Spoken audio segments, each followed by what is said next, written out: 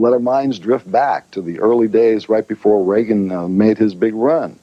There was a deal made between the fundamentalist right and the Republican Party, literally purchasing the platform. If you stick the prayer in school on here, if you stick the abortion on here, money, the land of milk and honey will flow in your direction. 200 million. Does that sound in the ballpark? Collectively, between over my the years, entire yes. family, that's possible. It is so focused, and it is so wealthy, and it is so protected. The difference between responsibility and adherence to dogma. When the dogma becomes legislation, that's when you have the danger. Ms. DeVos, your family has a long history of supporting anti-LGBT causes, including donating millions of dollars to groups that push conversion therapy, the practice of trying to change someone's sexual orientation or gender identity.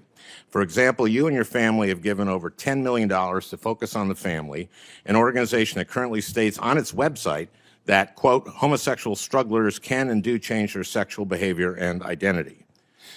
Mrs. DeVos, conversion therapy has been widely discredited and rejected for decades by every mainstream medical and mental health organization as neither medically nor ethically appropriate. It has been shown to lead to depression, anxiety, drug use, homelessness, and suicide, particularly in LGBT youth. In fact, many of the leaders and founders of conversion therapy, including both religious ministries and mental health professionals, have not only publicly renounced it, but have issued formal apologies for their work and how harmful it has been to the individuals involved. Mr. Chairman, I would ask that this be included in the record. It will be. I think that it has been the ruination of the GOP. You know, GOP now has, as they say, the grand old party. That's right. Enterprisers on one side and moralizers on the other. When you start trying to legislate morality, you've got a problem. You know, it doesn't work. It hasn't worked in the past. It won't work in the future. Yep. If you're going to be a Republican, you ought to focus on what Republicans are supposed to be good at, which is let's do business. Okay? Yeah. I think business is good for the whole world. People like to do business.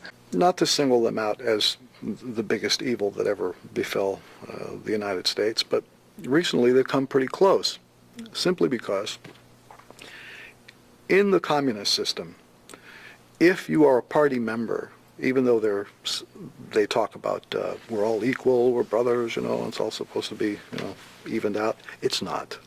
Party members have perks, they have special treatment, and they get it right. If you are a member of the Republican Party in the United States, the treatment resembles very much what happens in the Soviet Union if you are a Communist Party member. Certain things will not happen to you. Certain things can be done for you. In fact, if you can imagine this, I received in the mail, even though I am a registered Democrat right now, that may not last long, I'm going to shred that, I got this blue card. I was even going to bring it today. This blue plastic card that says I am a member of the Republican Party. Blue plastic, like a credit card, gold embossed, eagle, the whole business, a serial number. It was just like, you know, a Communist Party thing. So I'm saying, what would a guy do with a thing like this? Show it to a policeman in case he was going to get a ticket? What do you do with this? It's an influence peddling kind of a scheme. I recall throughout the 80s receiving fundraising mail from the Republican Party that was basically an invitation to participate in insider trading, and it went like this. How would you like to join the California Golden Circle? You pay $2,500 to get in, $1,500 a year in dues. Now here's what you get. Advance notice of upcoming legislation, invitations to dinners and social events. This is, can't quote it exactly, but I'm getting pretty close to the letter. That will be attended by the people from California who do the business, who really make the deals. So in other words, if you pay, you're going to be invited to these dinners where you get to sit next to these people who make the big deals, and it's like inviting me to join that club, it's baffling. Then I get another letter. That one was signed by Claire W. Bergner.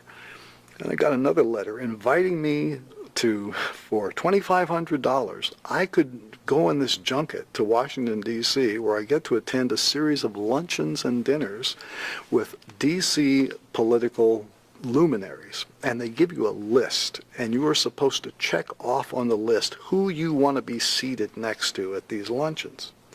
And then there's another box you had to check off that said, it's always possible that the president himself will come to one of these, so we need you to give us permission to run a security check on you and just authorize here. There's something weird about doing politics, mail-order politics that way, and inviting people to get the edge on a business competitor by joining a certain political party, paying money.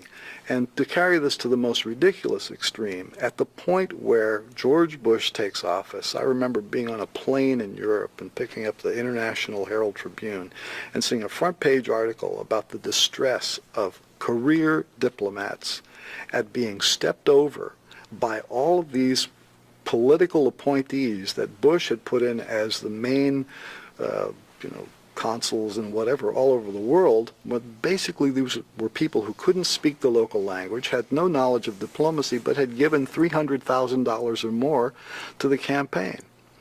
And throughout the last decade, you see examples, where influence peddling, a dollar equals, so many points toward your career as a diplomat. What do you do with that? How can you have confidence in government anymore? And then you look at the media and they just look the other way.